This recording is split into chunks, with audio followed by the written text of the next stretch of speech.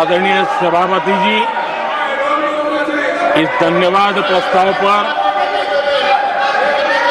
समर्थन के लिए इस सदन में अपनी भावनाओं को व्यक्त करना मैं अपना सौभाग्य मानता हूं। आदरणीय सभापति जी, विकसित भारत की यात्रा में बीते वर्ष देश के तेज प्रगति से विकास के वर्ष रहे हैं। Nothing will go on record except Prime Minister's जीवन speech. के हर क्षेत्र में, समाज के हर वर्ग को उनके जीवन में परिवर्तन का एक कालखंड रहा है। एक सही दिशा में तेज गति से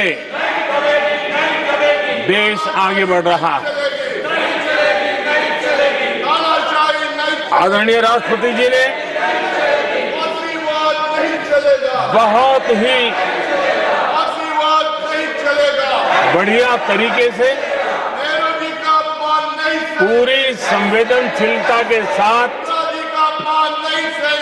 उन्होंने This is not correct. इस You विषय को please sit your seat. हम please. सबके सामने प्रस्तुत किया है। आदरणीय सभापति जी, मेरी एक प्रार्थना है, आदरणीय खड़गे जी की उम्र देखते हुए वो बैठ करके भी नारे बोल सकते हैं तो अच्छा होगा, ताकि उनको कष्ट न हो। पीछे नौजवान बहुत लोग हैं, तो खड़गे जी को No. आप बैठते बैठते भी When you are speaking, they are listening. You are नारे listening. बोलने की अनुमति दे दीजिए।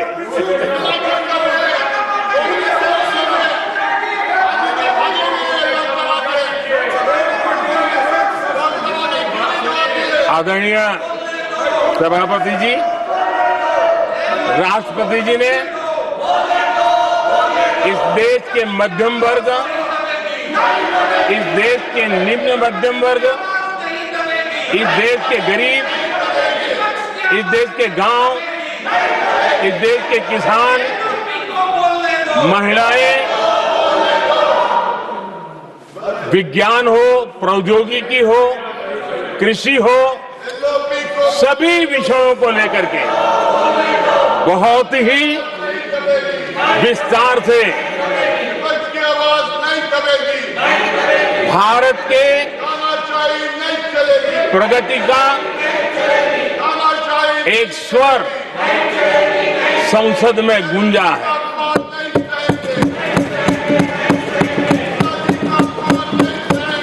देश के नौजवान भारत के सामर्थ्य को कैसे आगे बढ़ा रहे हैं, इसकी भी विस्तार से चर्चा की है।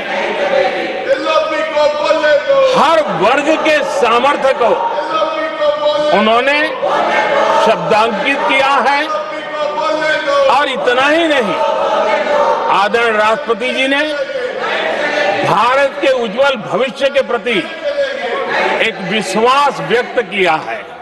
ये अपने आप में हम सबके लिए प्रेरक है। आदरणीय सभापति जी,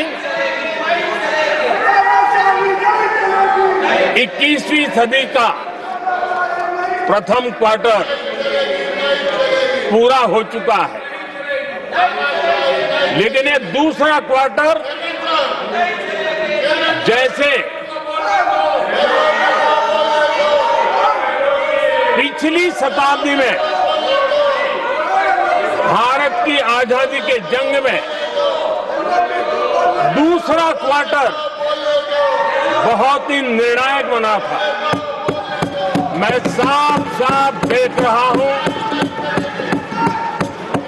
कि विकसित भारत के निर्माण की दिशा में ये दूसरा क्वार्टर भी उतना ही सामर्थ्यवान होने वाला है, उतना ही तेज गति से आगे बढ़ने वाला है। और इसलिए आदरणीय सभापति जी, राष्ट्र का हर व्यक्ति ये महसूस कर रहा है कि एक अहम पड़ाव पर हम पहुंच चुके हैं। अब न हमें रुकना है, न हमें पीछे मुड़ करके देखना है। I will not go ahead what you are doing. आगे ही आगे देखना Please, है, my dear. I am not going to let गति you से चलना now. है। You please, my dear. और लक्ष्य को प्राप्त करके ही हमें सांस लेनी है। उस दिशा में हम आगे बढ़ रहे हैं। Nothing should go on record except to the Prime Minister's speech.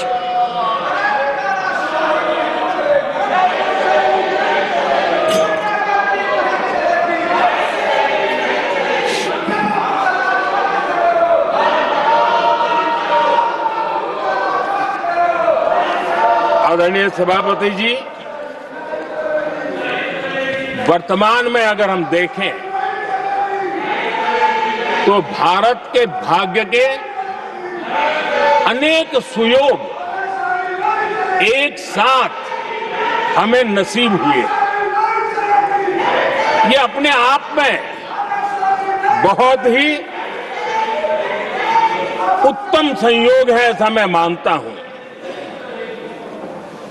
सबसे बड़ी बात है, विश्व के समृद्ध से समृद्ध देश भी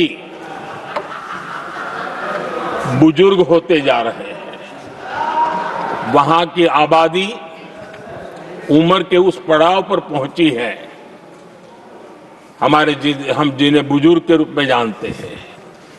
हमारा देश ऐसा है जो विकास की नई ऊंचाइयां छू रहा है। उसी समय दिनों दिन हमारा देश युवा होता जा रहा है, युवा आबादी वाला देश है। ये अपने आप में एक बहुत अच्छा सुयोग है। आदरणीय सभापति जी, दूसरी तरफ मैं देख रहा हूं जिस प्रकार से विश्व का भारत के प्रति आकर्षण बढ़ा है, और उसमें भी विश्व भारत की टैलेंट का महात्म्य समझ रहा है। हमारे पास आज दुनिया का बहुत ही महत्वपूर्ण टैलेंट पूल है, युवा टैलेंट पूल है, जिसके पास सपने भी हैं, संकल्प भी है, सामर्थ्य भी है। और इसलिए ये दूसरा सुयोग है। शक्ति का आशीर्वाद हमारे साथ है। आदरणीय सभापति जी, भारत आज विश्व में जो चुनौतियां पैदा हो रही है, उन चुनौतियों का समाधान देने वाला एक देश आशा की किरण बना हुआ है, और हम समाधान दे रहे हैं। वैसा ही एक महत्वपूर्ण सुयोग है कि आज मेजर इकोनॉमी में भारत का ग्रोथ बहुत हाई है, और हाई ग्रोथ और लो इन्फ्लेशन ये बहुत ही यूनिक संयोग है, और ये हमारी अर्थव्यवस्था की मजबूती को प्रदर्शित करता है। आदरणीय सभापति जी, हम जिस गति से आगे बढ़ रहे हैं, जब हमें देश की जनता ने सेवा करने का मौका दिया, तब फ्रेजाइल 5 के रूप में ये देश जाना जाता था। जब हमें अवसर मिला, तब देश आजाद हुआ, तब हम दुनिया में 6 नंबर की इकोनॉमी थे। लेकिन इन लोगों ने ऐसा एक हाल करके रखा कि 11 पे पहुंचा दिया। आज हम 3 पर जाने की दिशा में तेज गति से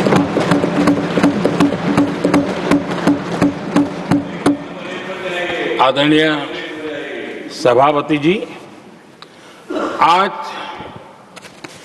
कोई भी सेक्टर देख लीजिए, चाहे साइंस हो, चाहे स्पेस हो, चाहे स्पोर्ट्स हो, हर क्षेत्र में आज भारत एक कॉन्फिडेंस के साथ, आत्मविश्वास से भरा हुआ भारत है।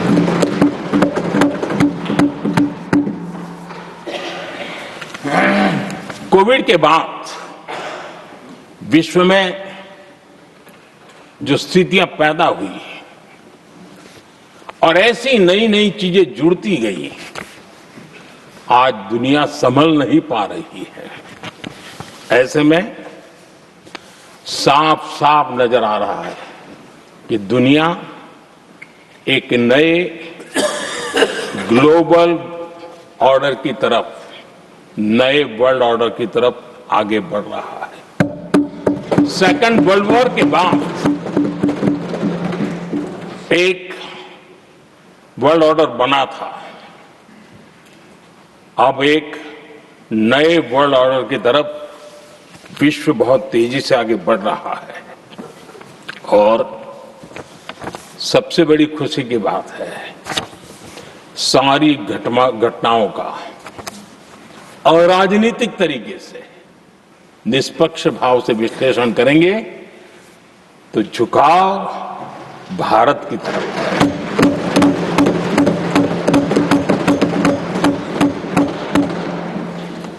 विश्व मित्र के रूप में, विश्व बंधु के रूप में आज भारत अनेक देशों का विश्वस्त पार्टनर बना है और हम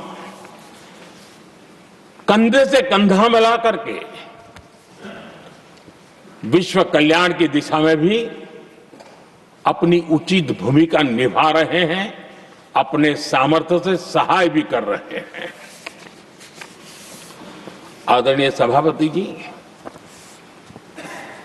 आज पूरा विश्व ग्लोबल साउथ की चर्चा करता है, लेकिन उस चर्चा के सूत्रधार के रूप में आज भारत वैश्विक मंचों पर ग्लोबल साउथ की बुलंद आवाज बन गया है।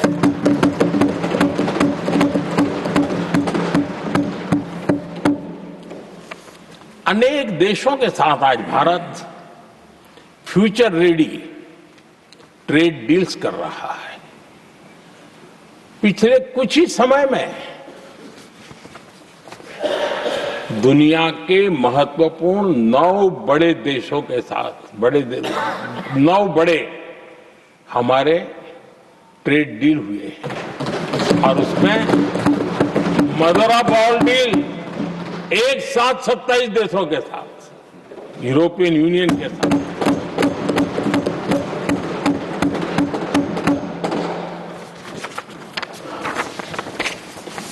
जो लोग थक गए,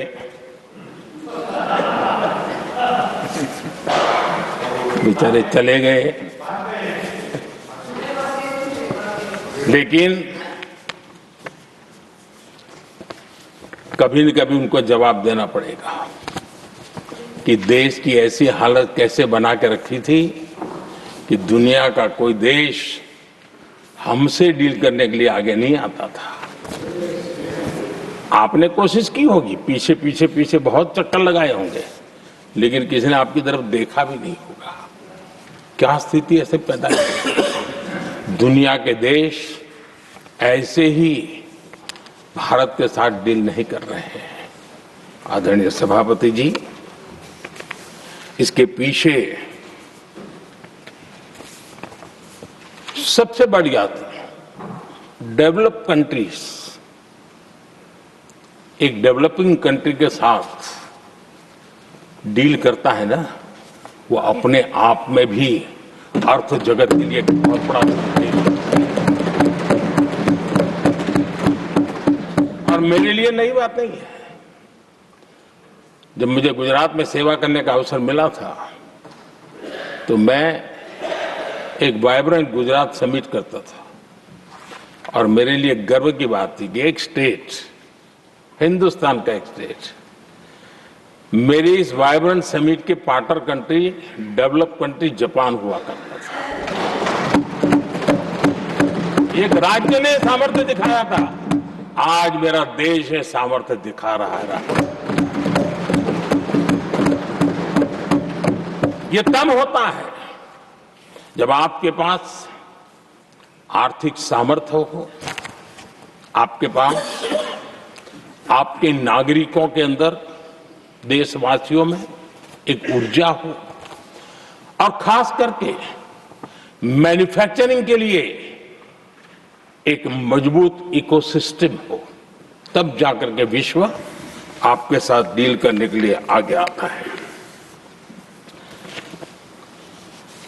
वोट बैंक की राजनीति में डूबे हुए लोगों ने कभी भी देश के ऐसे अनेक पहलुओं पर मजबूती देनी चाहिए, ये कभी उनकी प्राथमिकता नहीं रही, और उसी का परिणाम है।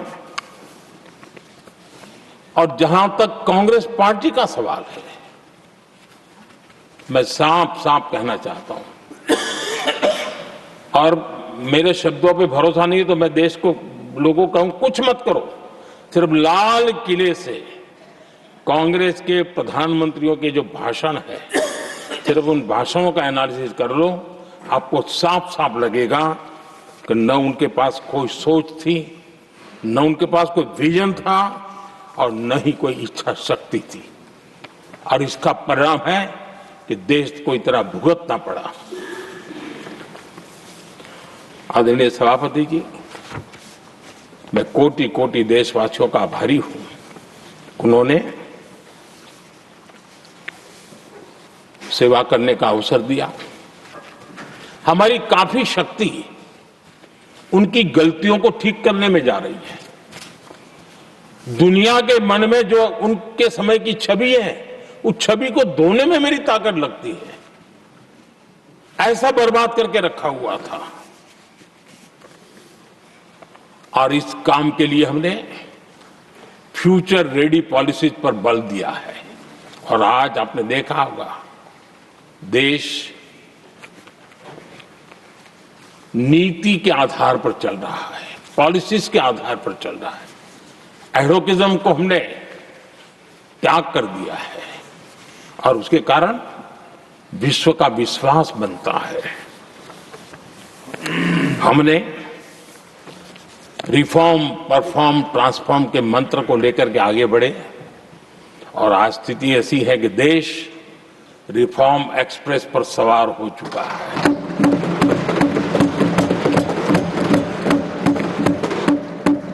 हमने स्ट्रक्चरल रिफॉर्म्स किए हैं, प्रोसेस से जुड़े रिफॉर्म्स किए हैं, पॉलिसीज में रिफॉर्म किए हैं। हमारा मैन्युफैक्चरिंग सेक्टर, हमारे उद्यमी ये सशक्त हो, भारत की हर चीज का वैल्यू एडिशन हो, उस दिशा में हमने प्रयास किया है।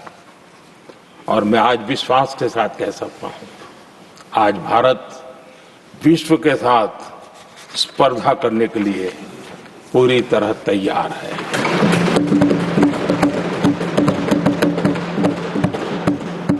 जब मैं विश्व के सीईओ फोरम की समिट देखता हूं, आज दुनिया हमारे उद्यमियों को समानता के रूप में देखती है। और जब पिछले दिनों सभी दलों के डेलीगेशन विश्व में गए थे, ये भाव उन्होंने भी अनुभव किया, और आकर के मुझे सभी दल के माननीय सांसदों ने अपने अनुभव बता रहे थे, बड़ा गर्व से कह रहे थे कि हाँ, बराबरी से बात हो रही है। ये हमारे लिए अपने आप में बात है। आदरणीय सभापति जी, एमएसएमई का बहुत बड़ा नेटवर्क जितना सामर्थ्यवान होता है, वो लंबे अरसे तक इकोनॉमी को एक ताकत देता है। हमने उस दिशा में बल दिया, और हमने कई रिफॉर्म्स किए हैं। आज हमारे एमएसएमई नेटवर्क पर दुनिया का भरोसा बढ़ रहा है। बड़े बड़े, हो सकता है हम हवाई जहाज नहीं बनाते होंगे, लेकिन कई हवाई जहाज है जिसमें कई पुर्जे मेरे देश के छोटे छोटे एमएसएमई बना रहे हैं।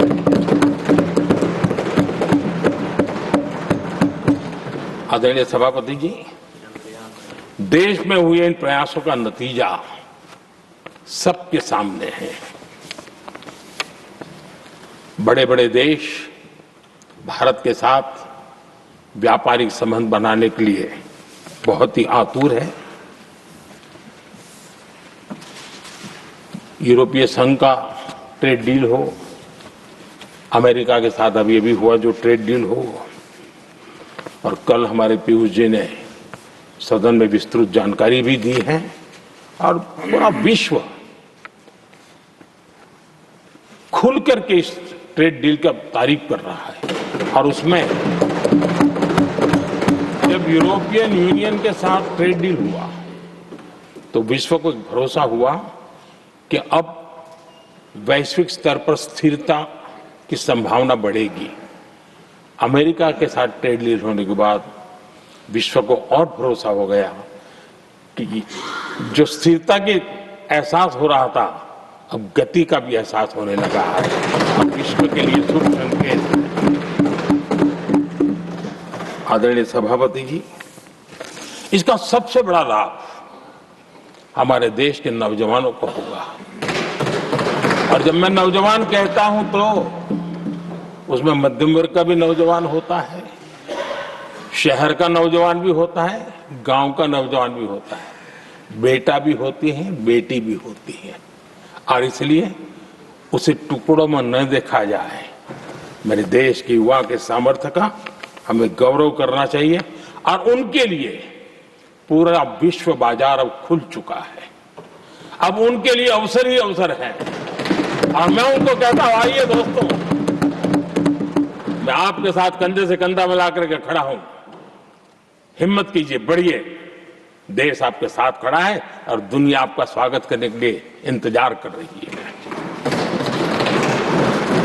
आदरणीय सभापति जी, जिस प्रकार से दुनिया में हमारे युवा प्रोफेशनल्स की मांग बढ़ रही है, इवन केयर गिवर्स की मांग बढ़ रही है, हर कोई मिलता है हमें इस प्रकार के लोग चाहिए। इस प्रकार कुछ लोग तो अपना स्पेशल ऑफिस यहां बना रहे हैं रिक्रूट करने के लिए, योग्य टैलेंट की खोज के लिए। इसका मतलब हुआ कि भारत के प्रोफेशनल्स के लिए भी विश्व में बहुत बड़े अवसर बन रहे हैं। आदरणीय सभापति जी, ये संसद का उच्च सदन, ये एक प्रकार से राज्यों का प्रतिनिधित्व करता है। और जो चर्चा की बारीकियां मैंने देखी, मेरा मन कहता है कि थोड़ा स्तर इसका ऊपर होना चाहिए था, और वहां से तो ज्यादा होना चाहिए। वो तो कितने साल तक सरकारों में रहे हैं, वहां से जरा चर्चा का स्तर ऊंचा होना चाहिए था। लेकिन उन्होंने ये मौका भी गंवा दिया। देश उन पर कैसे भरोसा कर सकता है। आदरणीय सभापति जी, मैं कल एक माननीय सदस्य को सुन रहा था। यूं तो वो अपने आप को राजा कहलाने में बहुत गर्व करते हैं, लेकिन वे आर्थिक असमानता की चर्चा कर रहे थे। बताइए, जो खुद को राजा माने और वो आर्थिक असमानता की बात करे, तो आपको लगता है कि क्या यही देखने के बाकी रह गए थे क्या? आदरणीय सभापति जी, हमारे टीएमसी के साथियों ने काफी कुछ कहा। जरा खुद तो अपने गरेबा में देखें। निर्मम सरकार पतन के जितने भी पैरामीटर्स हैं, उन सब पैरामीटर्स में नए नए रिकॉर्ड बनाते जा रहे हैं, और यहां उपदेश दे रहे हैं। क्या हाल करके रखा हुआ है। ऐसी निर्मम सरकार से वहां के लोगों का भविष्य अंधकार के अंदर डूब रहा है, लेकिन इनको कोई परवाह नहीं है। सत्ता सुख के सिवाय कोई आकांक्षा नहीं, और वे यहां उपदेश देते हैं। घुसपैठ, दुनिया का समृद्ध से समृद्ध देश भी अपने यहां गैर कानूनी नागरिकों को बाहर निकाल रहा है। हमारे देश में घुसपैठियों को बचाने के लिए अदालतों को तब तक प्रेशर पैदा किया जा रहा है। मेरे देश का नौजवान कैसे ऐसे लोगों को माफ करेगा जो घुसपैठियों की वकालत करने के लिए ताकत लगा रहे हैं? और घुसपैठिए मेरे देश के नौजवानों के हक छीन रहे हैं, उनकी रोजी रोटी छीन रहे हैं, आदिवासियों की जमीन छीन रहे हैं, बेटे बेटियों के जिंदगी पर खतरे पैदा हो रहे हैं। लेकिन उनके लिए महिलाओं पर अत्याचार होते रहे। सत्ता नीति के सिवा कुछ करना नहीं, और वो यहां पर हमें उपदेश दे रहे हैं। और ऐसे चिंताजनक सभी विषयों पर आंखें मूंद करके बैठे हुए वो लोग हैं। एक हमारे माननीय सदस्य काफी कुछ बोल रहे थे, जिनकी पूरी सरकार शराब में डूब गई, जिनके शीश महल घर घर में नफरत का कारण बन गए, और शायद उनको ब्लैक शब्द ज्यादा पसंद है। हर एक का अपना अपना एक भूतकाल होता है।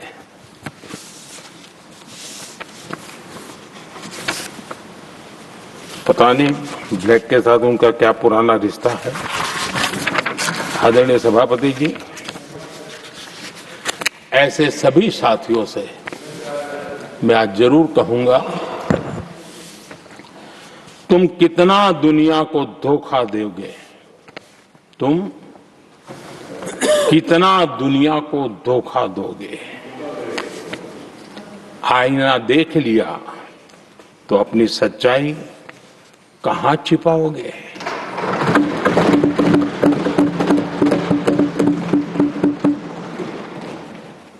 कांग्रेस हो, टीएमसी हो, डीएमके हो, लेफ्ट हो, के दशकों से केंद्र में सत्ता में रहे हैं, सत्ता के भागीदार रहे हैं। राज्यों में भी उनको सरकारें चलाने का अवसर मिला है, लेकिन उनकी पहचान क्या बनी? आज डील की चर्चा होती है तो गौरव से कहते हैं, तब डील की चर्चा होती थी तो बॉफोर्स डील याद आता था। ये डील होते थे।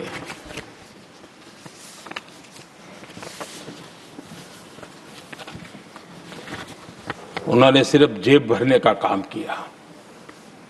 नागरिकों के जीवन में बदलाव आना उनकी प्राथमिकता नहीं थी। आदरणीय सभापति जी, मैं कुछ उदाहरणों के साथ भी बात बताना चाहता हूं, क्योंकि यहाँ चर्चा में ये सारे विषय आए हैं और इसलिए मुझे कहना बहुत जरूरी है। अब एक उदाहरण देता हूं मैं बैंकिंग सेक्टर का। बैंकिंग सेक्टर एक प्रकार का अर्थव्यवस्था की ग्रिड होता है। 2014 से पहले फोन बैंकिंग का कालखंड था। नेता के फोन जाते थे और उसके आधार पर करोड़ों रुपया दे दिए जाते थे, और गरीबों को तो बैंकों में दुत्कार मिलती थी, नफरत होती थी। देश की 50% से ज्यादा आबादी बैंक के दरवाजे तक नहीं देख पाई थी। कांग्रेस के नेताओं के फोन पर अरबों रुपये लोगों को दे दिए गए, और जो ले जाते थे वो अपनी पर्सनल प्रॉपर्टी मान करके पैसे हजम कर जाते थे। यही खेल चलता रहा। कांग्रेस और यूपीए के राज में, और आज जो इंडी अलायंस बन करके बैठे हैं उनके राज में, बैंकिंग व्यवस्था तबाही के कगार पर खड़ी थी। मैं नया प्रधानमंत्री के पद का दायित्व मुझे मिला, मैं एक देश के मुखिया से मैं मिला, ऐसे ही बात कर रहा था। मैंने कहा बैंकिंग की दृष्टि से हम कुछ आगे बढ़ना चाहिए। उन्होंने पहले एक बार, साहब जरा अभी आप नए नए हो, आपके बैंकों की व्यवस्था का अध्ययन कर लीजिए। हम कैसे हिम्मत करें? एक देश के नेता ने कोई ये जानकारियां थी, उसने मुझे बताया। यहां इनको कोई परवाह ही नहीं। यानी एक प्रकार से उन्होंने जिस प्रकार से बैंकिंग व्यवस्था में एनपीए के पहाड़ खड़े हो गए थे, जहां भी देखो चर्चा चलती थी, एनपीए का क्या होगा, एनपीए का क्या होगा, कैसे बचेंगे। आदरणीय सभापति जी, चुनौती बड़ी थी, लेकिन हमने समझदारी से काम लिया। बैंकिंग व्यवस्था के सब कर्ता धर्ताओं को विश्वास में लिया। रिफॉर्म की आवश्यकता थी, हिम्मत के साथ रिफॉर्म किए, पारदर्शी व्यवस्था बनाई, ढेर सारे बैंकिंग रिफॉर्म्स हुए, और जो सरकारी बैंक दुर्बल हो चुकी थी, ठीक नहीं चल पाती थी, उसको हमने बड़ी बैंक के साथ मर्जर कर दिया। और मुझे याद है, किसी एक महाशय बड़े अपने आप को विद्वान मानने वाले ने लिखा था, अगर मोदी सरकार बैंकों में ये कर ले तो हिंदुस्तान का बहुत बड़ा रिफॉर्म हो जाएगा। वो काम मैंने आते ही कर दिए थे। आदरणीय सभापति जी, और इन सारी चीजों का नतीजा हुआ, बैंकों में जो बीमारी घर कर गई थी, उस बीमारी से बैंकों को मुक्ति मिली। बैंकों का स्वास्थ्य सुधरा, लगातार सुधरा, अभी भी तेजी से आगे दौड़ रहे हैं। और बैंकिंग का जब स्वास्थ्य सुधरा तो लेन देन का कारोबार भी उनका बढ़ा, लोगों को पैसे मिलने लगे, सामान्य व्यक्ति को पैसे मिले।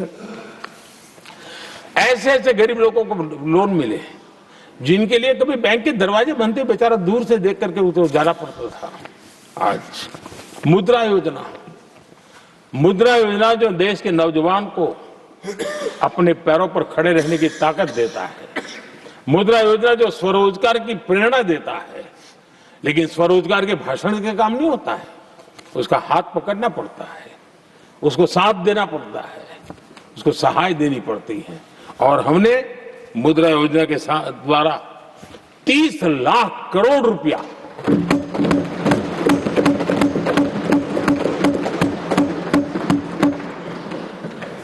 $30 लाख करोड़ से ज्यादा लोन मुद्रा योजना के माध्यम से और बिना गारंटी देश के नौजवानों के हाथ में दिया, और उन्होंने अपने कारोबार को आगे बढ़ाया। और गर्व की बात है, उसमें बहुत बड़ी मात्रा में माताएं बहनें भी हकदार बनी, लाभार्थी बनी।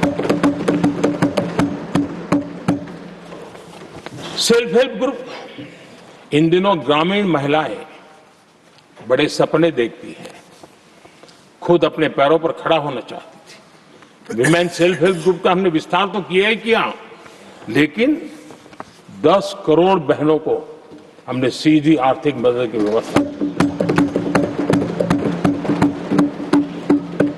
हमारे एमएसएमई सेक्टर को हमने भरपूर लोन दी।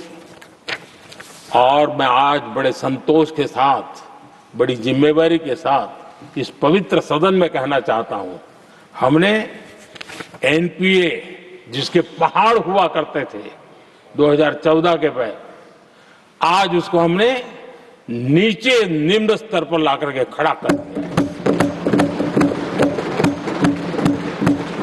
आज एनपीए 1% से भी नीचे है। ये अपने आप में बैंकों के स्वास्थ्य के लिए बहुत उत्तम काम हमने किया है।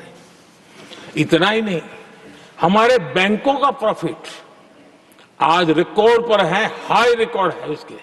ये अपने आप में देश की अर्थव्यवस्था को ताकत देने के लिए, बैंकिंग व्यवस्था मजबूत होती है तो बाकी अर्थव्यवस्था को भी मजबूती मिलती है। उस काम को कहेगा। आदरणीय सभापति जी, मैं एक और उदाहरण देना चाहता हूं। हमारे पीएसयूज, आमतौर पर पीएसयूज के संबंध में मान्यता बन चुकी थी, वो बनते ही हैं बीमार होने के लिए, वो बनते ही हैं बर्बाद होने के लिए, वो बनते ही हैं बंद होने के लिए। हमने इस पूरी मानसिकता को हकीकतों के आधार पर बदलने में सफलता प्राप्त की है। और ये लोग पीएसयूज को लेकर के कितनी गलत बातें फैलाते थे। अर्बन नक्सल की तरह ऐसे पीएसयूज के दरवाजे के बाहर मजदूरों की मीटिंग करके भड़काने का पाप करते थे, गुमराह करने का काम करते थे। इन्होंने LIC, state bank of India और भी एचएएल, ऐसे हर एक को बड़ा भला बुरा और इतना भद्दे तरीके से, जब उनकी सरकार थी तब तो ये इन चीजों को संभाल नहीं पाते थे, उसको कुछ कर भी नहीं पाते थे। आदरणीय सभापति जी, हमने इसमें भी हिम्मत दिखाई। हमने पीएसयूज के संबंध में भी रिफॉर्म्स किए, रिफॉर्म्स की एक लगातार परंपरा चलाई। आज एलआईसी बेस्ट तरीके से उसने पूरे कार्यकाल में अपना एलआईसी का जन्म हुआ तब तक उत्तम से उत्तम परफॉर्मेंस का कालखंड उसका गुजर रहा है। जिन पीएसयूज को कांग्रेस के नेता ताले लगवाने की कगार पर पहुंच चुका था और उसी पर अपनी राजनीतिक रोटी सेकने का प्रयास भी किया गया था, आज हमारे पीएसयूज रिकॉर्ड प्रॉफिट पर हैं।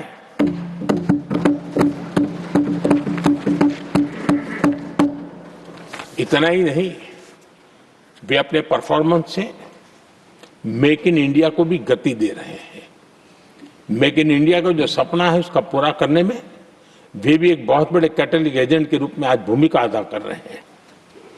रिकॉर्ड संख्या में रोजगार बना रहे हैं। इतना ही नहीं, हमारे कुछ पीएसयूज आज विश्व के अंदर जा रहे हैं, विश्व में भी अपनी ताकत दिखा रहे हैं, विश्व के साथ जुड़ रहे हैं, दुनिया के कई देशों के विकास यात्रा में वो भागीदार बन रहे हैं।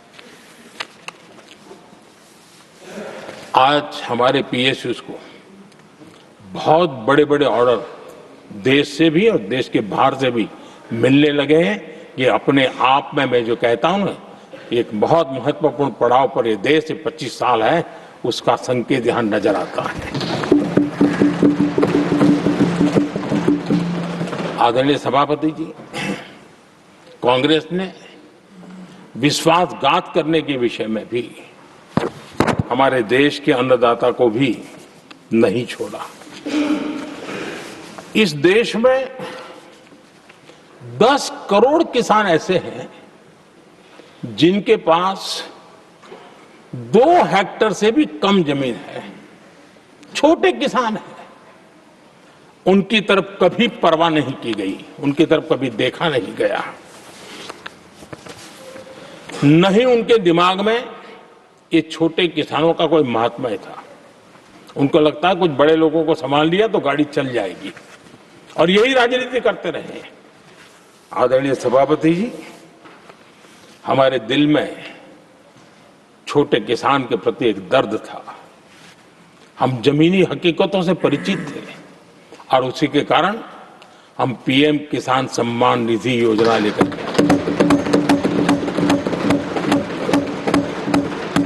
और आप इतने कम समय में हमारे इन छोटे किसानों के खाते में 4 लाख करोड़ रुपया हमने दिया है। 4 लाख करोड़ रुपया आंकड़ा छोटा नहीं होता है आदरणीय सभापति जी, और उसने हमारे छोटे किसानों को एक नई ताकत दी है, नए सपने देखने का सामर्थ्य दिया है। और मुझे पक्का विश्वास है कि हमारा किसान उस दिशा में जरूर भारत की आशा अपेक्षा के अनुरूप परिणाम देगा।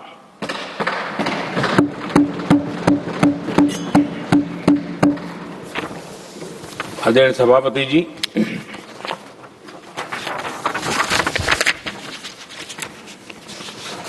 यहां कुछ साथियों ने इम्प्लीमेंटेशन के संबंध में शिकायतों का भाषण काफी किए। शायद वो तय करके आए थे कि ऐसा ऐसा बोलना है, तो इस वक्त उनका ऐलान दिखता था, बाकी मतलब नहीं दिखता है। आदरणीय सभापति जब ये इम्प्लीमेंटेशन को लेकर के इतनी बड़ी बड़ी बातें करते हैं, मैं एक जरा किस्सा सुनाता हूं। मैं किसी का भला बुरा कहने के लिए नहीं कर रहा हूं, मैं सिर्फ हकीकतें रख रहा हूं। परेशानी जिनको होगी उनको होगी, लेकिन तथ्य तो तथ्य ही होते हैं। हमारे देश के एक नेता हिमाचल प्रदेश के दौरे पर गए थे और वहां से आने के बाद उन्होंने खुद ने ये घटना कहीं सुनाई, रिकॉर्ड पर उपलब्ध है। उसमें उन्होंने कहा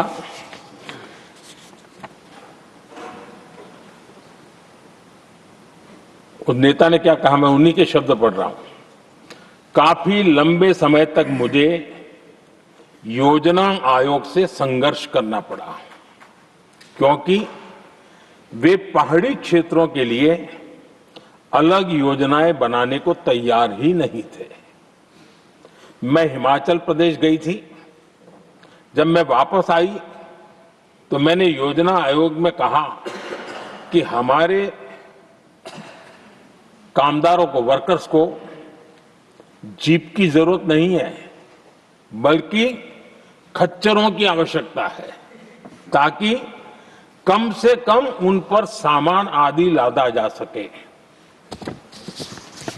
आगे उन्होंने कहा, लेकिन मुझे बताया गया हम पैसा तो जीप के लिए ही देंगे क्योंकि खच्चरों के लिए पैसे देने की पॉलिसी नहीं है। इसी भाषण में आगे वो कहती हैं, अब वहां सड़कें ही नहीं थी। उनका कहने का कारण यह था कि हिमाचल में जहां वो गई वहां सड़कें ही नहीं थी। अब वहां सड़कें ही नहीं थी तो फिर उस पर जीप का क्या लाभ हो सकता है? जीप लेकर के कौन जाएगा जहां रोड नहीं है? लेकिन उस समय योजना आयोग का जोर था या तो जीप या तो कुछ भी नहीं। आदरणीय सभापति जी, ये भाषण किसी और का नहीं, ये कांग्रेस के वरिष्ठ नेता और तत्कालीन प्रधानमंत्री इंदिरा गांधी का भाषण है।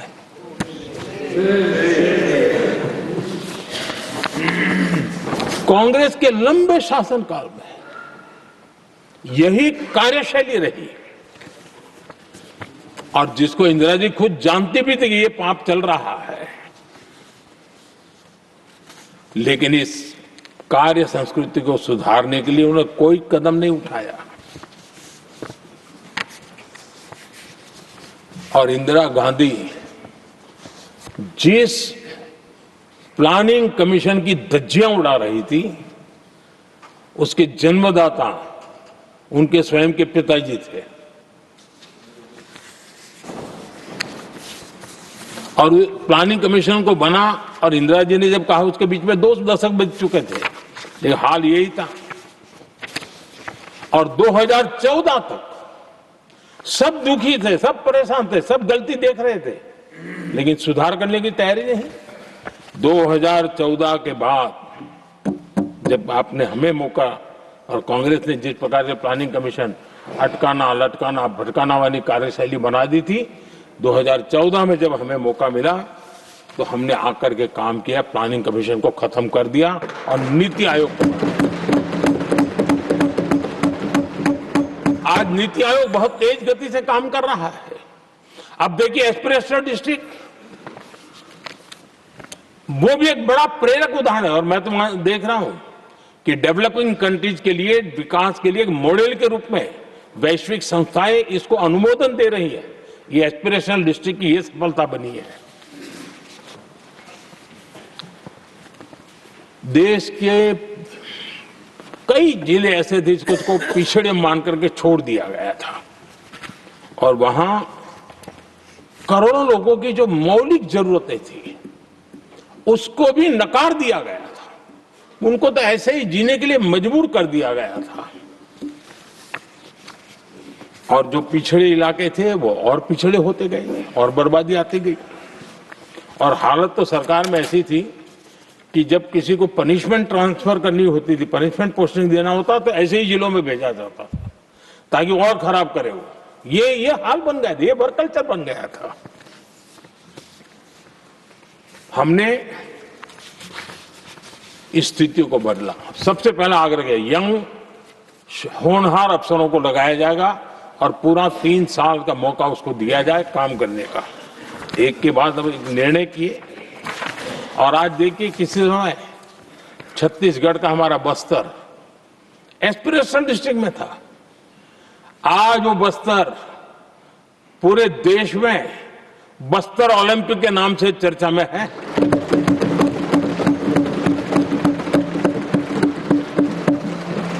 आज विकास की धारा बस्तर के गांव गांव पहुंच रही है। अभी कुछ गांवों में पहली बार बस देखी, पूरे गांव ने उत्सव मनाया बस्तर में।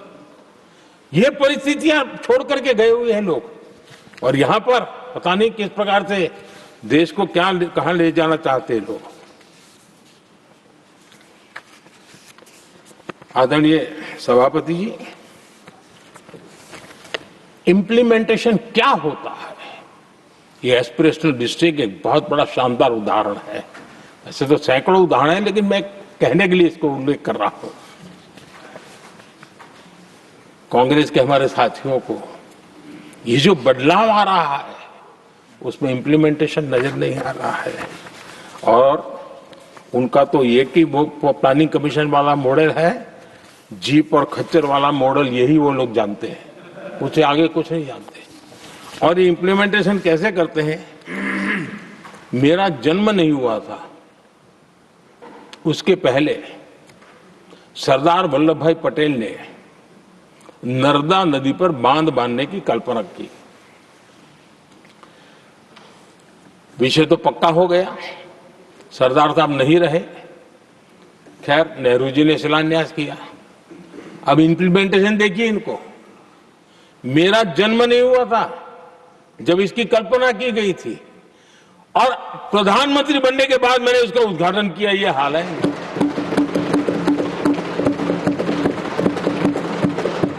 और उनका इंप्लीमेंटेशन देखिए, मुझे मुख्यमंत्री रहते हुए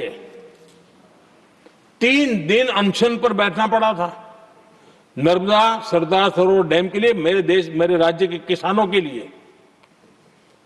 मैंने अपने आप को दांव पर लगा दिया था, तब जाकर के भारत सरकार को झुकना पड़ा, और तब जाकर के सरदार सरोवर डैम के कंस्ट्रक्शन को गति मिली, और यहां मैं पहुंचा तब मुझे उसका उद्घाटन करने का सौभाग्य मिला। और आज कच्छ तक हावड़ा बीएसएफ के लोग जहां बैठते हैं वहां तक नर्मदा का शुद्ध पानी पीने के लिए पहुंच रहा है।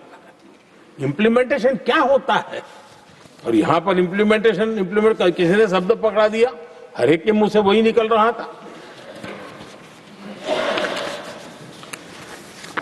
हमने कांग्रेस की कार्यशैली को बदलने के लिए, जब मैंने देखा कई ऐसे काम थे अटके पड़े हुए, कोई पूछने वाला नहीं थे फाइलों में, और पॉलिटिकल फायदे के लिए अनाउंसमेंट कर दिए, दिए जला दिए, पत्थर लगा दिए, करना कुछ नहीं। आखिरकार मैंने एक टेक्नोलॉजी वाला प्लेटफॉर्म बनाया यहां आकर के, प्रगति के नाम से। ये प्रगति प्लेटफॉर्म का मैं उदाहरण देता हूं, आप हैरान हो जाएंगे, मुझे एग्जैक्ट याद नहीं है, लेकिन शायद हिमाचल में एक ट्रेन उन्होंने पार्लियामेंट में घोषित की थी, शायद ऊना और कोई। मेरे आने तक वो कागज पर भी उसका ड्राइंग नहीं बना था, बताओ, और चुनाव जीतने के लिए वो घोषणा कर दी।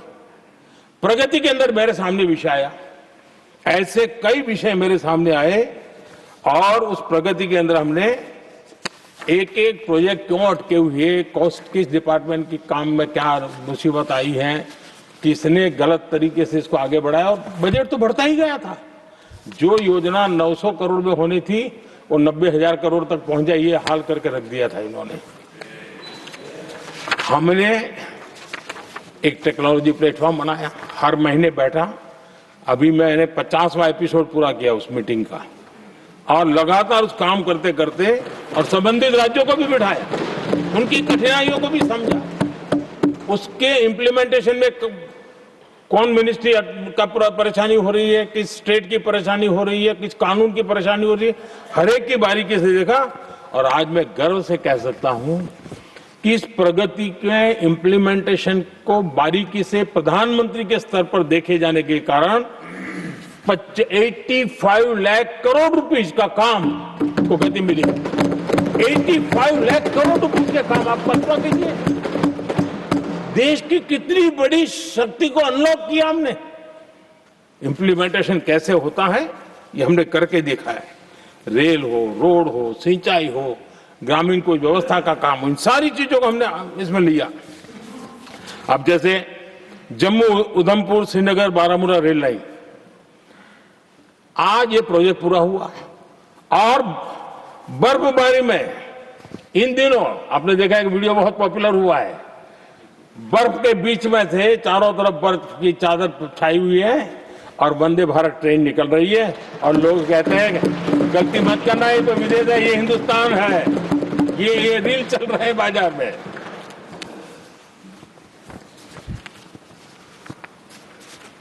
लेकिन 3 दशक तक यही प्रोजेक्ट लटका हुआ था। 3 दशक, 30 साल आप कल्पना कर सकते, 2 पीढ़ी आगे बढ़ जाए, ये यही के अटके पड़े थे। हमारी सरकार ने इसको पूरा किया।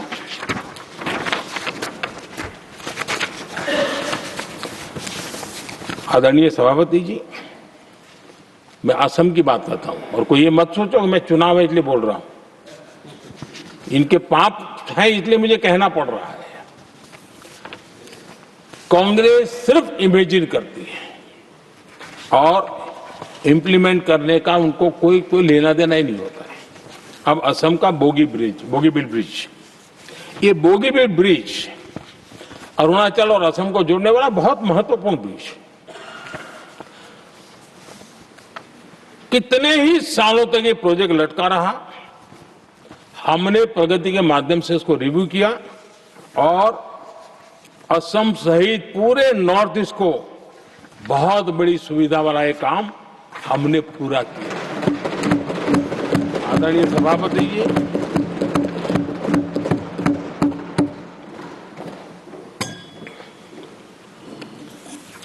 इंप्लीमेंटेशन की बातें जब करते हैं तो एक बार हमारे पास तो तथ्यों के साथ चीजें हैं कि हमने चीजों को समय पर पूरा करने की दिशा में आगे बढ़े। और इन दिनों तो जो काम कर रहे हैं समय से पहले हो रहा है। हमने पूरी दुनिया को कहा था कि हम 2030 तक यहां पहुंचेंगे सोलार में, हमने वो काम 2025 में कर दिया। हमने इथेनॉल का समय तय किया था, हम उसमें भी 2-3 साल पहले ही काम पूरा कर लिया। तो एडवांस में हम काम पूरा करने का इंप्लीमेंटेशन की ताकत हमारे से उससे भी ज्यादा है। आदरणीय सभापति जी, भाजपा हो, एनडीए हो, हमारा अप्रोच, चीजों की तरफ देखने का हमारा दृष्टिकोण, समस्या के समाधान के लिए हमारी सोच और कांग्रेस के बीच में आसमान जमीन का अंतर है, बहुत फर्क है। मैं आपको उदाहरण देता हूं। हमारी सोच यह है कि 140 करोड़ देशवासी ये इतने सामर्थ्यवान हैं कि वह चुनौतियों को समाधान दे सकते हैं। ये हमारी सोच है, हमारा भरोसा है देशवासियों पर, उनके सामर्थ्य पर हमारा भरोसा है और यही लोकतंत्र की भी सच्ची ताकत होती है। लेकिन कांग्रेस देशवासियों को ही समस्या मानती है। अब मैं इनका इतना बोल करके छोड़ दूंगा तो आज पता नहीं रात को उनको नींद नहीं आएगी और गालियां कल कैसी दे उसका प्लानिंग चलेगा। लेकिन मैं उदाहरण के साथ बताना चाहता हूं किस प्रकार से लोग सोचते थे देशवासियों के लिए।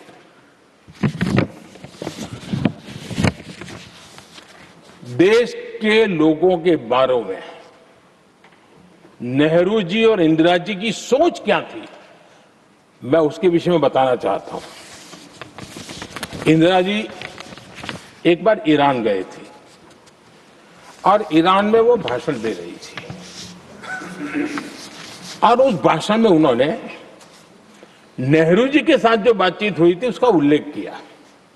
खुद ने कहा है, उन्होंने कहा, और मैं जो इंदिरा जी ने कहा था उसको कोट कर रहा हूं, जब किसी ने मेरे पिताजी से पूछा, यानी नेहरू जी से पूछा कि उनके सामने कितनी समस्याएं हैं, तो उन्होंने उत्तर दिया था 35 करोड़। नेहरू जी ने जवाब दिया था कि उनके सामने कितनी समस्याएं हैं, बोले 35 करोड़।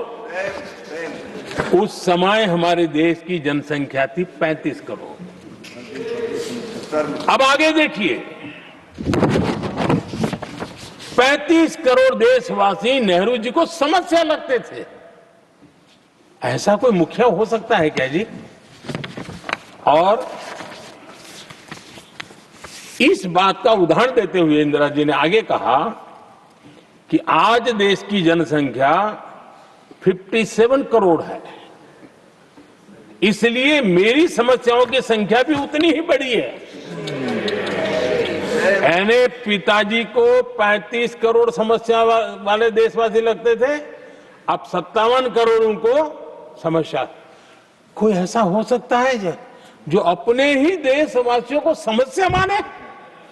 ये फर्क है उनकी सोच और हमारी सोच में, ये फर्क है उनके अप्रोच और हमारे अप्रोच में।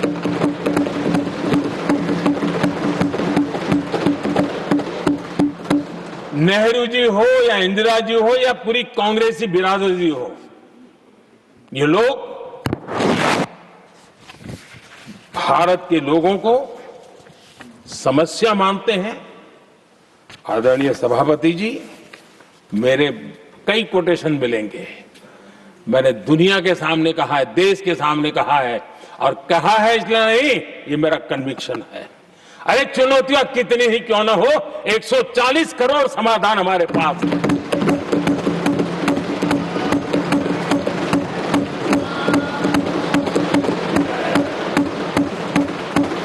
हमारे लिए देशवासी समर्थक की पूंजी है।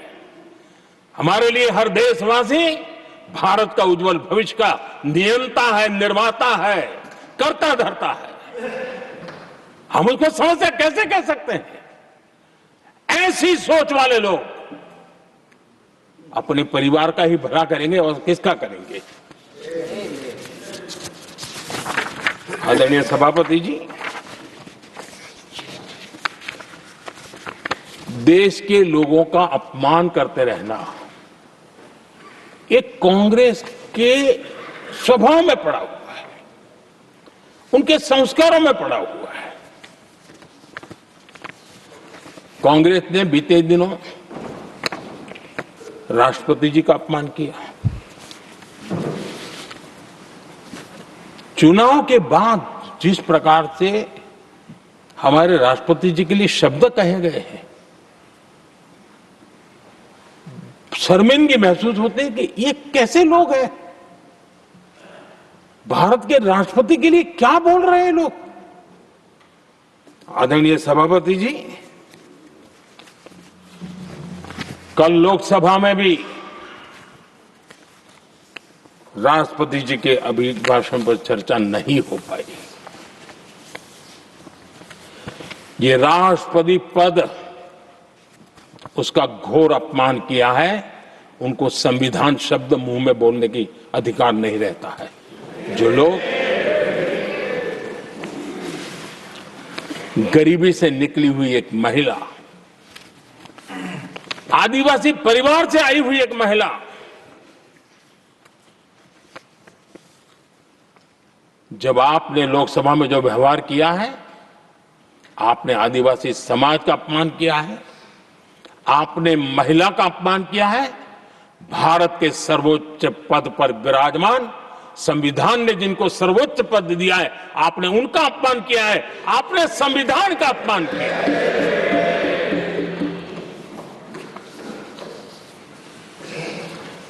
आदरणीय सभापति जी, उनको कुछ भी लगता हो, कांग्रेस को ये गुनाह Honorable members, it is now 6 p.m. If the House agrees, we may sit beyond 6 p.m. till disposal of the motion of thanks and the presidential address. Do I have the leave of the House to extend the sitting beyond 6 p.m.? Yes. Thank you. आदरणीय सभापति जी, समय बढ़ाने के लिए मैं आपका और सदन का बहुत आभार व्यक्त करता हूं।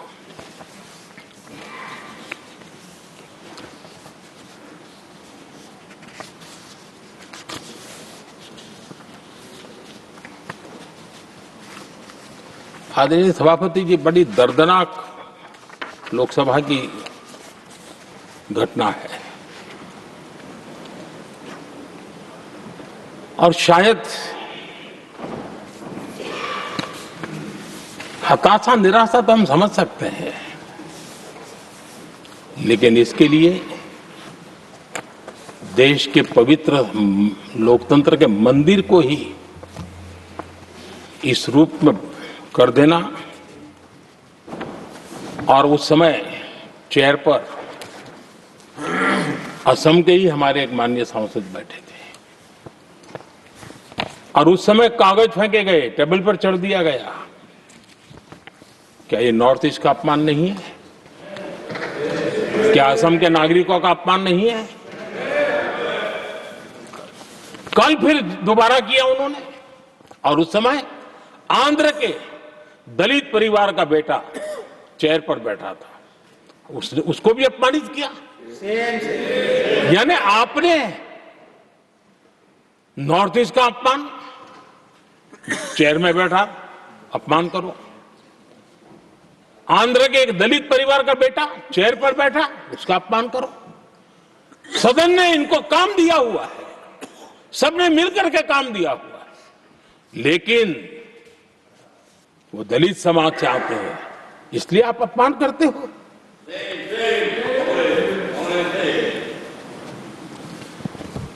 और ऐसा लगता है कांग्रेस के लोगों को असम की जनता के प्रति बड़ी नफरत है। उनको लगता है कि उसकी जनता ने उनका साथ छोड़ दिया, मतलब उनके दुश्मन हो गए। क्या कभी लोकतंत्र में ऐसे सोचते हैं क्या? मुझे तो तब बहुत पीड़ा हुई थी जब भारत रत्न भूपेन हजारिका जी, जो कि देश के बहुत ही सम्मानीय व्यक्तित्व है जी, आज भी घर घर में उनको स्मरण करते हैं लोग। उनके प्रति जो भक्ति का भाव है आप कल्पना नहीं कर सकते, लेकिन उनको इसकी भी कोई परवाह नहीं है। और जिस प्रकार से, और हमारा सौभाग्य था कि हमने भूपेन हजारिका जी के देश के लिए जो उनका योगदान था, नॉर्थ ईस्ट जैसे इलाके से पूरे देश को अपने वाणी से, अपने विचारों से, अपनी अभिव्यक्ति से बांध के रखा था। हमने भारत रत्न देने का निर्णय किया, इस पर भी इनको ऐतराज। और मैं तो हैरान हूं, खड़गे जी अगर होते तो मैं उनकी हाजिरी में कहता ही है, इन्होंने जिस प्रकार से बोला ना भारत रत्न के बाद, वो वीडियो पर उनका चेहरा देखेंगे ना, आपको लगा रहे ये ऐसे लोग हैं, ऐसा व्यवहार करते हैं। और ये कहा, अरे ये तो सिंगर थे। मैं समझता हूं कि एक किसी का भी अपमान करने में कभी भी पीछे नहीं रहते हैं। उन्होंने भूपेन हजारिका जी को भारत रत्न दिया, उसका भी विरोध किया। ये पूरे असम का विरोध है, पूरे देश के कला प्रेमियों का विरोध है। और मुझे पक्का विश्वास है असम कभी भी इस अपमान को भूलने वाला नहीं है।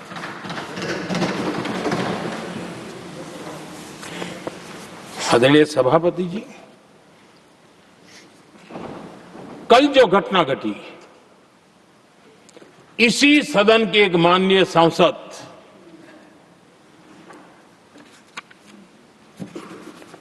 कांग्रेस के शातिर दिमाग जिनका है, ऐसे एक युवराज ने उनको गद्दार कह दिया। अहंकार कितनी सातवें आसमान पर पहुंच चुका है इनका। और कांग्रेस को छोड़कर के कितने ही लोग निकले हैं, कांग्रेस के कितने टुकड़े हुए हैं, कई लोग दूसरे दलों में गए हैं, लेकिन औरों को तो किसी को गद्दार नहीं कहा उन्होंने। लेकिन कल सांसद को गद्दार इसलिए कहा क्योंकि वो सिख थे। ये सिखों का अपमान था, ये गुरुओं का अपमान था। और कांग्रेस के अंदर जो कूट कूट करके सिखों के प्रति नफरत भरी पड़ी है ना, उसका वो अभिव्यक्ति थी। और इसी सदन के माननीय सांसद है वो, और उनको जरा भी दर्द नहीं, वरना आज खड़े होकर के कह सकते थे कि कल जो हुआ इसी सांसद की गरिमा के अनुरूप नहीं था, हमें खेद है, एक शब्द तो बोल लेते। लेकिन सिखों के प्रति उनके मन में जो नफरत भरी पड़ी है, और इसी के कारण उन्होंने कल, और जिसका परिवार देश के लिए शहादत देने वाला परिवार के वो सदस्य है, उन्हें अपने राजनीतिक विचारों में परिवर्तन किया, इसलिए गद्दार हो गए। और एक गद्दार शब्द छोटा नहीं है।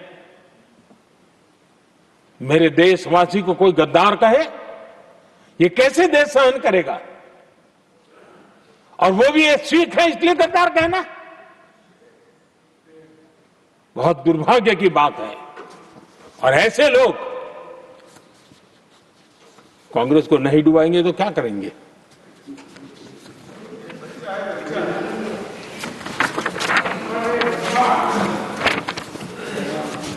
आदरणीय सभापति जी, एक तरफ ये दृश्य है और दूसरी तरफ हमारे सदानंद जी मास्टर का दृश्य है।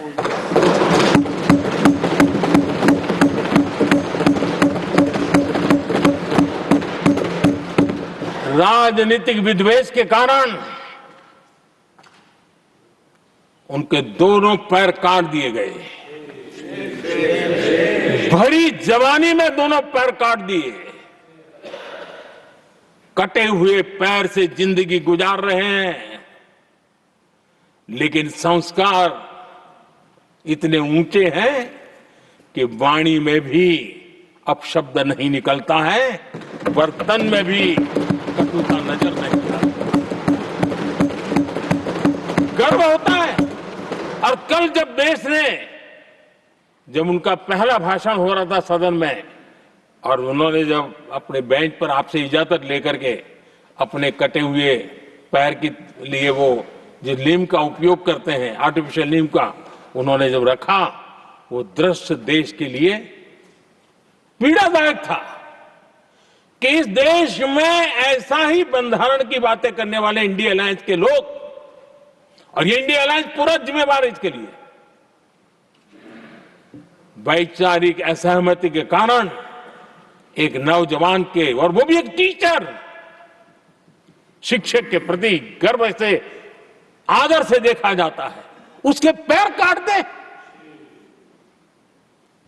लेकिन उनको कोई खेद नहीं है, उनको कोई दर्द नहीं है। लेकिन मैं मास्टर सदानंद जी को हृदय से अभिनंदन करता हूं कि उन्होंने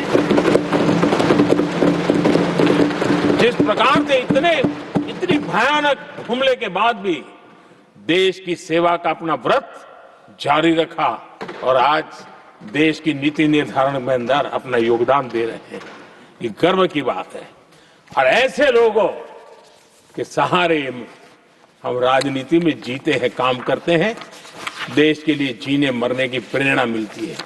ये संस्कार हमें पाए हैं, ऐसे लक्षावधि कार्यकर्ताओं के तब से पाए हुए हैं। आदरणीय सभापति जी,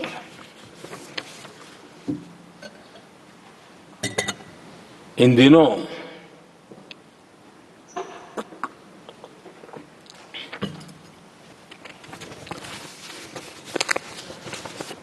और वैसे कांग्रेस के हमारे साथियों का मुझ पर जरा विशेष प्रेम है, वो स्पेशल प्रेम है। और जब मैं जिम्मेवारी जो मिली है उसके तहत, और जिम्मेवारी न मिलती तो भी देश के लिए जीना तुमने सीखा है। हम विकसित भारत की जमीन मजबूत कर रहे हैं, उसको एक ताकत दे रहे हैं। एक तरफ देश के युवाओं के लिए मजबूत जमीन तैयार कर रहा हूं, तो कांग्रेस मोदी की कब्र खोदने के कार्यक्रम करवा रही है। और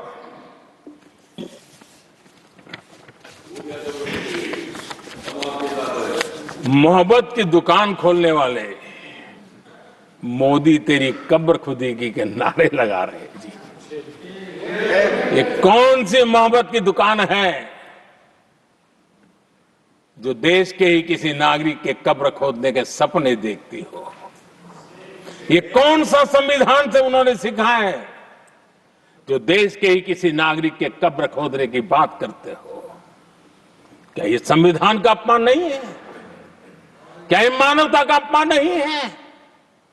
क्या ये सार्वजनिक जीवन की मर्यादाओं का अपमान नहीं है?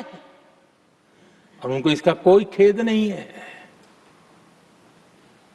अगर इसके बाद क्या बयान देंगे? बयान देखो, प्रधानमंत्री राज्यसभा में भी रो रहा था।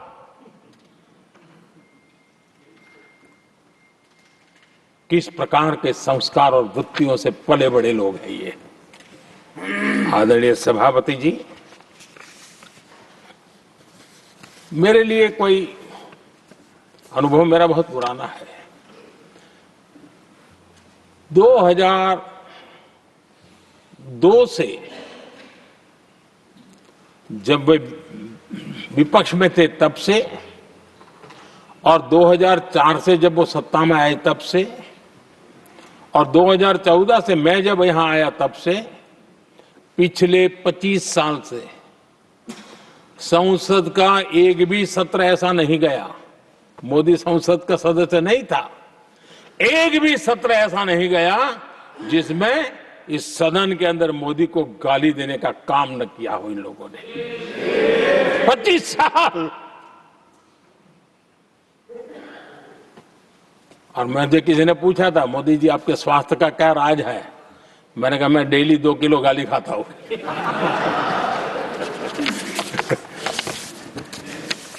आदरणीय सभापति जी, ये मोदी की कब्र क्यों खोदना चाहते हैं?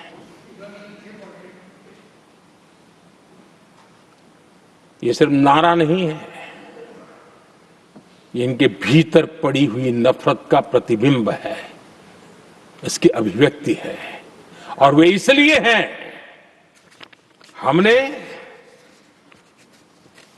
370 की दीवार गिरा दी, इसलिए वो मोदी की कब्र खोदना चाहते हैं।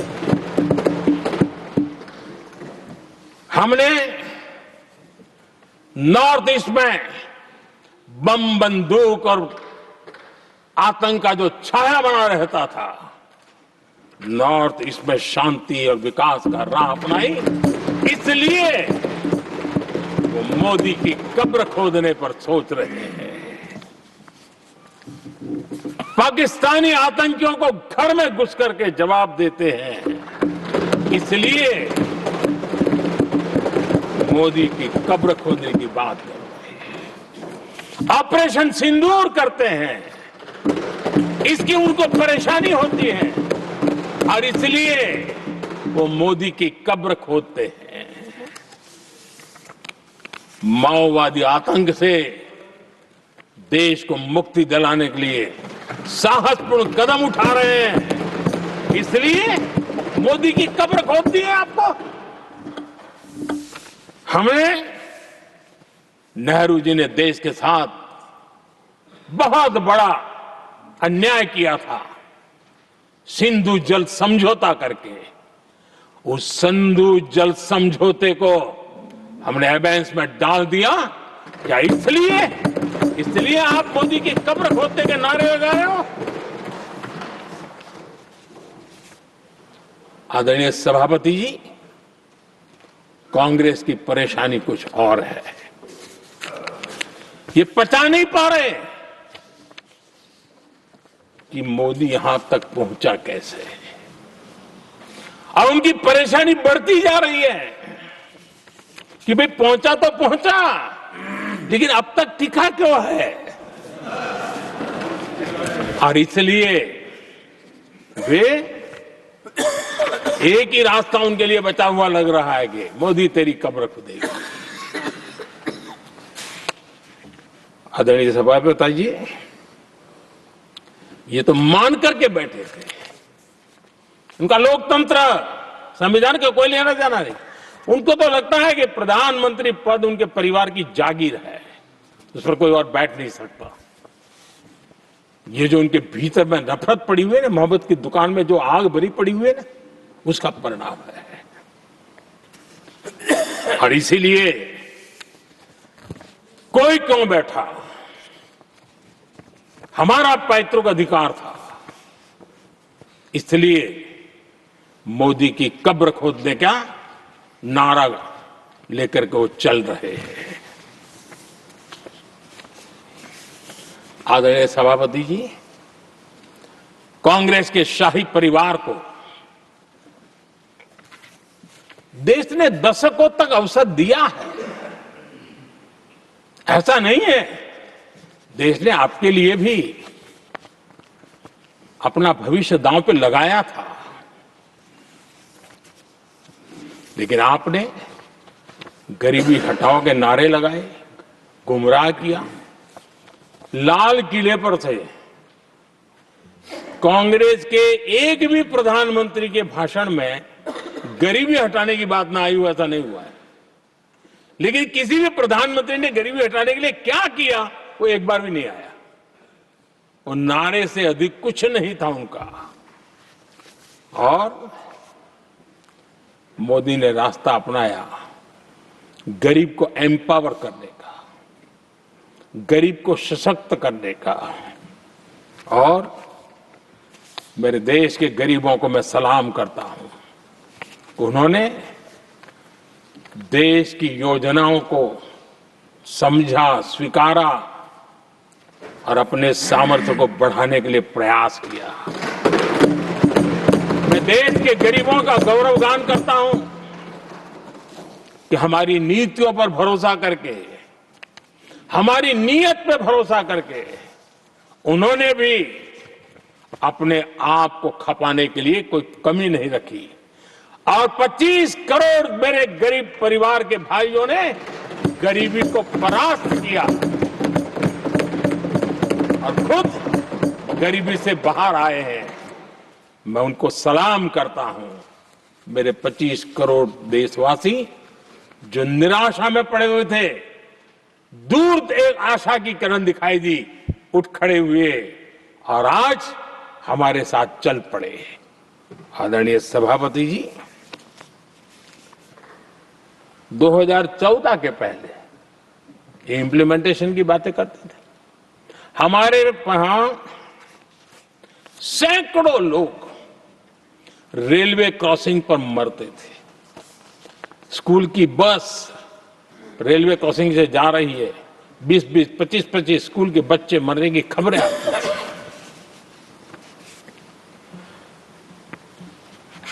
अनमैन्ड रेलवे क्रॉसिंग, वो इतना बड़ा काम नहीं था कि नहीं कर सकते थे। ये काम भी मुझे करना हुआ और हमने सारे अनमैन्ड क्रॉसिंग बंद कर दिए, लाखों लोगों की जिंदगी बचा ली। इसलिए ये मोदी की कब्र खोदना चाहते हैं। आदरणीय सभापति जी,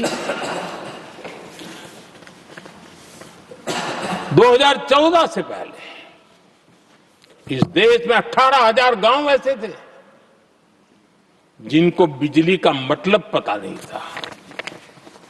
बिजली का कोई तार होता है, कोई बल्ब होता है, कोई लट्टू जलता हुआ उसमें उजाला निकलता, पता नहीं था उनको। 18,000 गांव 2014 के बाद जब आपने हमें दायित्व देशवासियों ने दिया, उन 18,000 गांव जिन्होंने कभी बिजली का मुंह तक नहीं देखा था, बिजली का शब्द भी कान पे नहीं सुना था, उन गांवों में उजाला पहुंचाया। इसलिए इनको मोदी की कब्र खोदने के सिवाय अब कोई रास्ता नहीं दिख रहा है।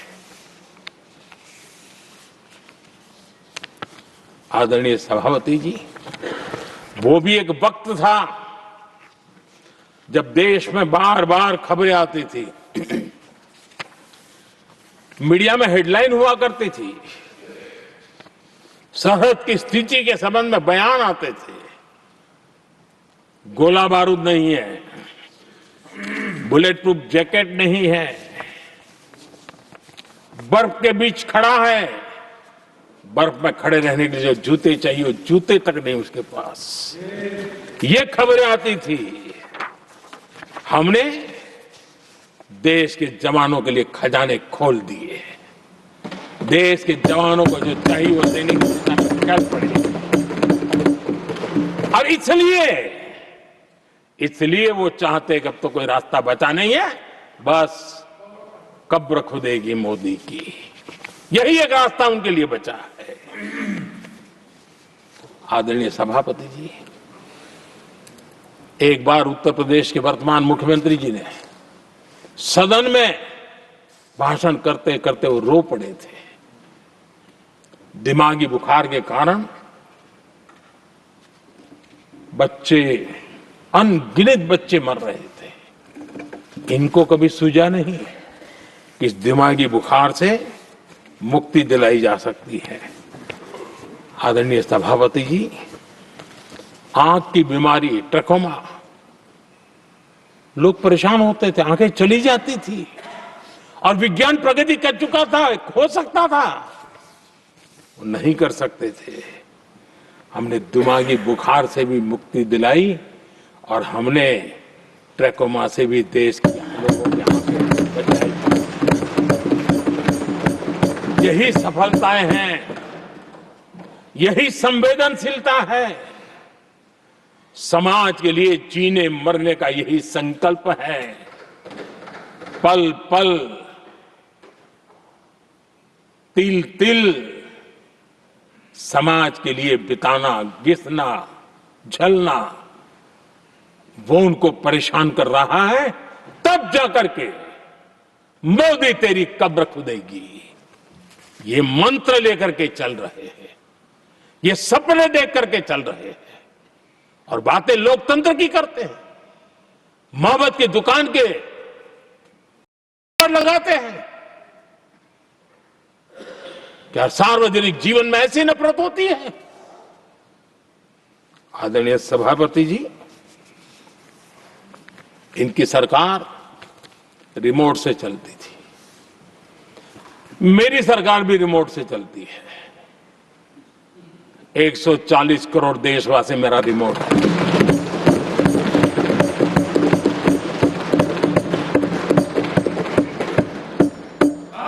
एक 140 करोड़ देशवासियों के सपने, 140 करोड़ देशवासियों की आकांक्षाएं, देश के नौजवानों के संकल्प, इनके लिए हम जीते हैं, इनके लिए सरकार चलाते हैं। सत्ता हमारे लिए सुख का रास्ता नहीं है, सत्ता हमारी लिए सेवा का माध्यम है।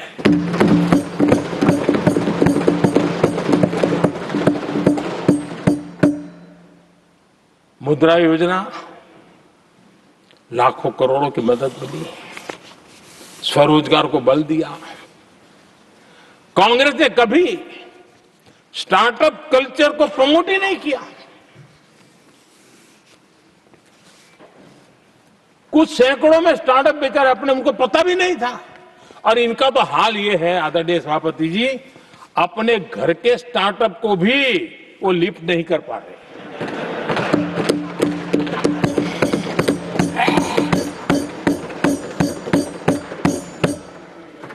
और हमारी सरकार में आज 2 लाख से ज्यादा स्टार्टअप है। और जब सफलता एक के बाद एक जन सामान्य के दिलों को जीतती है ना, तब जाकर के उनके पास एक ही रास्ता बचा है, मोदी तेरी कब्र खुदेगी। लेकिन उस हमारा याद कीजिए, बीएसएनएल को लेकर के चुटकुले चलते थे, कार्टून बनते थे। आज स्वदेशी 4G स्टैक हमने खड़ा कर दिया। 5G दुनिया में सबसे तेज गति से रोल आउट करने का काम हमने कर दिया। कम्युनिकेशन की नई जनरेशन, नई टेक्नोलॉजी, नई सोच, इसको हमने आगे बढ़ाया। और इसलिए दर्द जुबान पे आ रहा है। आदरणीय सभापति जी, गरीब की सेवा ये मेरा सौभाग्य है। 4 करोड़ गरीबों को पक्के घर देना मैं जीवन में सुकून मानता हूं। बिजली, पानी, गैस का सिलेंडर, टॉयलेट की सुविधा, मुझे लगता है कि हाँ, परमात्मा ने मुझे सही दिशा में काम करने की प्रेरणा दी है। पहली बार गांव की महिला गर्व से कह रही है, हाँ मैं लखपति दीदी बनी हूं, तो दूसरी कह रही है इस साल तक मैं लखपति दीदी बन जाऊंगी। जो बन गई है उनको जब पूछता हूं, नहीं बोले साहब अब तो करोड़पति के लिए सोच रहे हैं। ये जो मिजाज बदला है, जो आत्मविश्वास बढ़ा है, और ऐसे देश के कोटि कोटि जनों के आशीर्वाद जिस इंसान पर हो,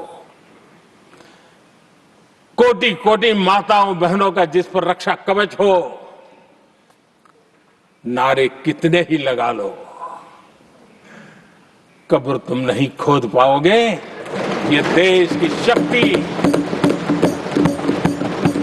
आशीर्वाद रूपी कवच, माताओं बहनों का मेरे प्रति जो भाव रहा है, जिस श्रद्धा भाव से मैंने माताओं बहनों की सेवा करने का काम किया है, जिनको कोई पूछता नहीं था उसको मोदी पूजाता है। यही करना है, और ये आशीर्वाद ही है जो इनको चूबते हैं, और इसलिए कब्र खोदना चाहते हैं। आदरणीय सभापति जी,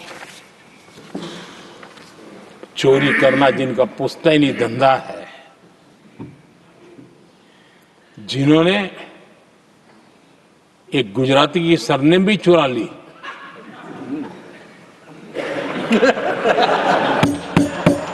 महात्मा गांधी की सरनेम चुरा ली,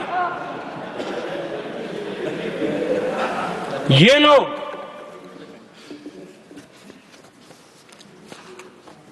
और देश की जनता इतनी समझदार कि ऐसी पटक देती है, तो लोगों को। आदरणीय सभापति जी, हम एक विकसित भारत का सपना लेकर के चले,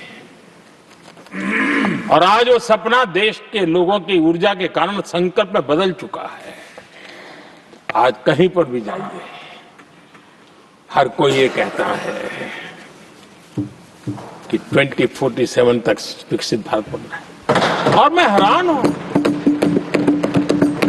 कुछ हमारे साथी सदन में इतने निराशावादी, इतने जमीन से कटे हुए लोग, बदलती हुई दुनिया से अनभिज्ञ लोग पता नहीं क्या बोल रहे हैं। वो कहते हैं हम मोदी ये भी 2047 की क्या बोल रहा है, 2047 किसने देगा है? हमारे देश के लिए, आजादी के लिए जो लड़ते थे, जो फांसी के तख्त पर चढ़ जाते थे, जो लाठियां खाते थे, गोलियां खाते थे, जो काला पानी की सजा के लिए अंडमान निकोबार की सेल्यूलर जेल में जिंदगी बिता देते थे, लक्षावधि नौजवान अपने पढ़ाई का भविष्य का सोचे बिना, कोई परवाह किए बिना सिर्फ देश के लिए सोचने के लिए निकल पड़े थे। क्या उन्होंने कभी ये सोचा होता कि यार हमारे कालखंड में तो आजादी मिलेगी नहीं, कि मैं क्यों करूं? तो क्या देश कभी आजाद होता? ये इतने निराशावादी लोग हैं कि जब मैं डिजिटल इंडिया की बात करता था, मैं फिनटेक की चर्चा करता था, मैं यूपीआई की बात करता था, तो ये कहते थे अरे इस देश में गरीब आदमी मोबाइल फोन पर कैसे पैसे का कारोबार करेगा? 3 साल के भीतर भीतर देश ने दिखा दिया ये हो सकता है। और मैं हैरान था जिस दिन ऐसा भाषण संसद में हुआ, देश का मीडिया भी, मैं भी, ऐसे लोग, उनकी जो इकोसिस्टम है वो नाच रही थी कि देखिए मोदी को तगड़ा जवाब दिया। मोदी ने जवाब नहीं दिया। आपके हाथ में मोबाइल फोन जब यूपीआई से चलता है, काम करता है ना, तो जवाब अपने आप मिल जाता है।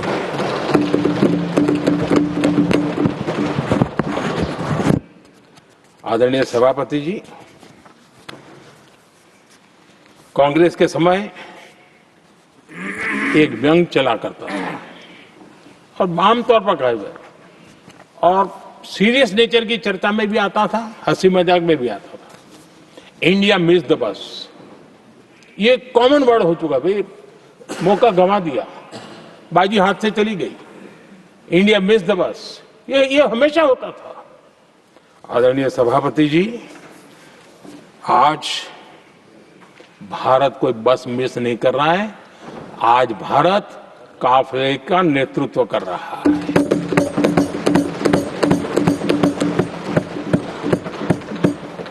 आदरणीय सभापति जी, देश का भविष्य उज्जवल बनाना है, वर्तमान भी उज्जवल बनाने के लिए अविरत कार्य करना होता है। हम विकसित भारत के सपने के लाइट में 5 वर्ष की योजना बनाते हैं और हर वर्ष का बजट बनाते हैं और हम दिशा तय करके चलते हैं हम, क्योंकि हमारे लिए अगला चुनावी लक्ष्य नहीं होता है, हमारा लक्ष्य है 2047 विकसित। अरे चुनाव तो आएंगे जाएंगे,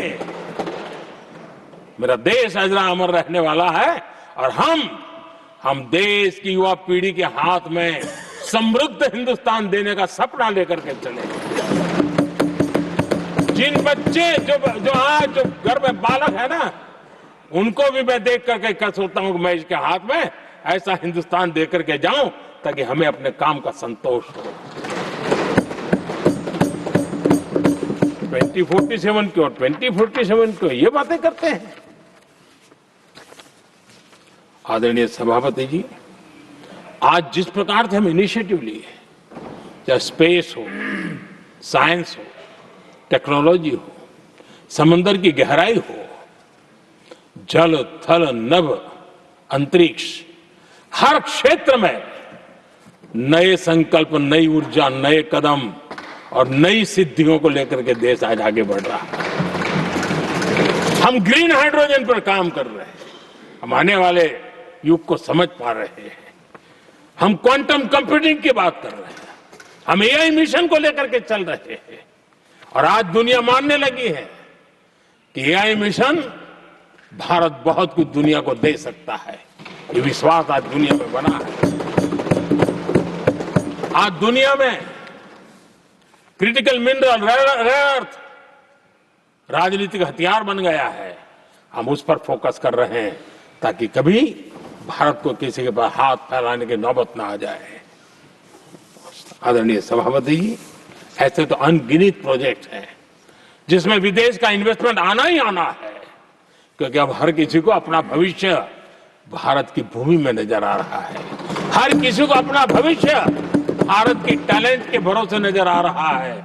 हर किसी को भविष्य भारत के उज्जवल भविष्य के साथ खुद के उज्जवल भविष्य को जोड़ करके दिखता है। और इसलिए दुनिया आज विकसित भारत की बात हम क्यों कर रहे हैं, जिनके दिमाग में नहीं पड़ता है, दुनिया को समझ आ रहा है कि भारत ने सही दिशा पकड़ी है।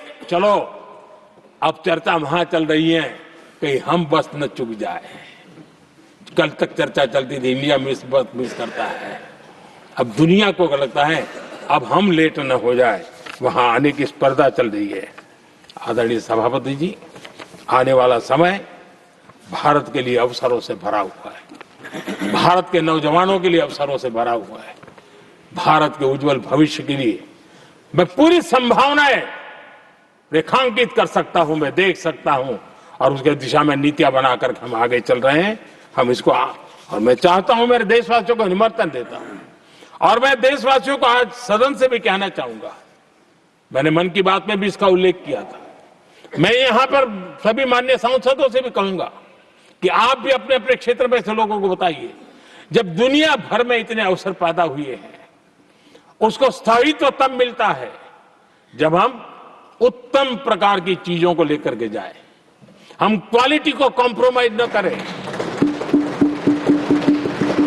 मुनाफा कम क्यों न हो, लेकिन क्वालिटी को हम निरंतर उत्तम करते जाएंगे इनोवेशन करना पड़ेगा, करेंगे, रिसर्च करना पड़ेगा, करेंगे, प्रोडक्ट में मटेरियल बदलना पड़े तो बदलेंगे, लेकिन हम दुनिया में क्वालिटी की दृष्टि से उत्तम हो, तब जाकर के जो आज राजनीतिक दृष्टि से जो निर्णय होते हैं उसका बेनिफिट लेने के लिए हमने पीछे नहीं रहना चाहिए। मेरे देशवासियों से मैं आज यही आग्रह करूंगा कि आप क्वालिटी के विषय में मेरा साथ दीजिए, क्वालिटी में कॉम्प्रोमाइज न करिए। आप देखिए दुनिया सिर्फ और सिर्फ made in India, made in Bharat, made in India, made in Bharat, इसके लिए गीत गाने लग जाएगी। आदरणीय सभापति जी, मैं कांग्रेस के मित्रों का भी आज आभार व्यक्त करता हूं कि कम से कम मुझे, उनको पता था, पहले प्रयोग कर चुके थे, पिछले 10 साल में मुझे 5-6 बार इस प्रकार से बोलने से रोका गया, क्योंकि उनको मालूम था एक बार शुरू होता हूं तो रुकता नहीं। और मैंने कहा था एक बार एक अकेला, तो अब अनुभव से सीख गए कि इसमें कोई दाल गलने वाली नहीं है, तो समझदारी से काम लिया और ऐसी समझ उनको निरंतर मिलती रहे, ये भी मैं प्रार्थना करता रहूंगा। आदरणीय सभापति जी, मैं राष्ट्रपति जी के उद्बोधन में योगदान देने वाले सभी सांसदों का भी आभार व्यक्त करता हूं। जो भी उत्तम विचार यहाँ प्राप्त हुए हैं, उत्तम विचार देश की प्रगति में जरूर काम आएंगे, ऐसा मैं विश्वास देता हूं। और आदरणीय राष्ट्रपति जी का इस संबोधन के लिए मैं हृदय से आभार व्यक्त करते हुए मेरी वाणी को विराम देता हूं। बहुत बहुत धन्यवाद।